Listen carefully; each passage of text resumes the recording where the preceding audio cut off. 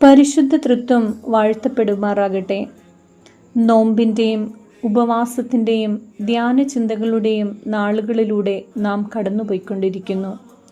നമ്മുടെ ജീവനെയും ജീവിതത്തെയും നിയന്ത്രിക്കുന്നതിന് ഈ ദിവസങ്ങൾക്ക് ഏറെ പ്രാധാന്യമുണ്ട്. ശബ്ദമുഖരിതമായ വർത്തമാനകാല ലോകത്തിൽ ദൈവത്തിങ്കലേക്ക് ശ്രദ്ധ കേന്ദ്രീകരിക്കുന്നതിനും സത്ചിന്തകളാൽ ഹൃദയങ്ങൾ പൂരിതമാകുന്നതിനും ഈ ദിവസങ്ങൾ നമ്മെ സഹായിക്കുന്നു. അനുദിന ജീവിതത്തിൽ ക്രിസ്തുവിൻ്റെ യഥാർത്ഥ സാക്ഷികളായി തീരണമെങ്കിൽ ദൈവവചനത്തിൽ നിന്നുള്ള ശക്തി നാം സംഭരിക്കണം.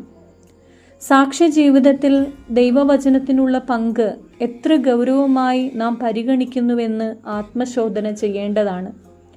ദിനംതോറും ദൈവവചനം ധ്യാനിക്കുവാനും ദൈവവചനത്തിന് അനുസൃതമായി ജീവിതം നയിക്കുവാനും നമുക്ക് സാധിക്കണം.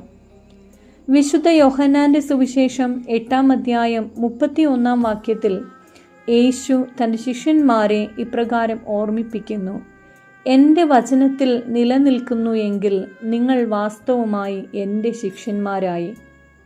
ദൈവവചനത്തിൽ വേരൂന്നി വളരാത്ത ഒരു ജീവിതത്തിനും യഥാർത്ഥ സാക്ഷ്യം നിർവഹിപ്പാൻ സാധ്യമല്ല. അപ്രകാരം ദൈവകൃപയിൽ ആശ്രയിച്ച് ജീവിക്കുമ്പോൾ പ്രതിബന്ധങ്ങളും പ്രതികൂലങ്ങളും ദൈവിക പദ്ധതികളാക്കി മാറ്റുവാൻ നമുക്ക് സാധിക്കും. ഈ ചിന്ത ഒരു പരിധിവരെ ജീവിതത്തിൻ്റെ ഉയർച്ച താഴ്ചകളെ ഒരുപോലെ സ്വീകരിക്കുവാനും നമ്മെ സഹായിക്കും. ആത്മീയതയ്ക്ക് മുകളിൽ ഭൗതികതയെ ഉയർത്തിപ്പിടിച്ച ഒരു മനുഷ്യനായിരുന്നു യൂദ. ഗുരുവിനൊപ്പം നടന്നെങ്കിലും ഊഷ്മളമായ ഒരു ബന്ധം രൂപപ്പെടുത്താൻ അവന് സാധിച്ചില്ല എന്നതായിരുന്നു യൂദായുടെ പരാജയം.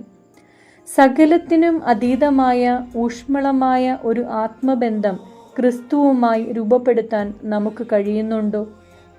ദൈവികമായ വാഗ്ദാനങ്ങളിൽ പൂർണ്ണമായി വിശ്വസിച്ച് ദൈവവചനത്തിൽ പൂർണ്ണമായി ആശ്രയം വയ്ക്കുമ്പോൾ നമുക്കതിന് സാധിക്കുക തന്നെ ചെയ്യും. അവിടെയാണ് യഥാർത്ഥമായ ദൈവിക സംസർഗം സാധ്യമാകുന്നത്. പ്രിയമുള്ളവരെ, നമ്മുടെ ഈ ജീവിതയാത്രയിൽ ചെറുതും വലുതുമായ നിയോഗങ്ങൾ തമ്പുരാൻ നമുക്കായി കരുതിയിട്ടുണ്ട്. അത് നമ്മെ തേടി വരിക തന്നെ ചെയ്യും. നമ്മുടെ പാതകളും ദൈവത്തിനു മുന്നിൽ, ദൈവവചനത്തിനു മുന്നിൽ വിധേയപ്പെടുമ്പോൾ ക്രിസ്തു നമ്മെ നയിക്കും. നമ്മുടെ ജീവിത ഇടങ്ങളിലും ക്രിസ്തുവിന് മനുഷ്യാവതാരം നടത്തുവാൻ അവസരം കൊടുക്കുവാൻ സാധിക്കും.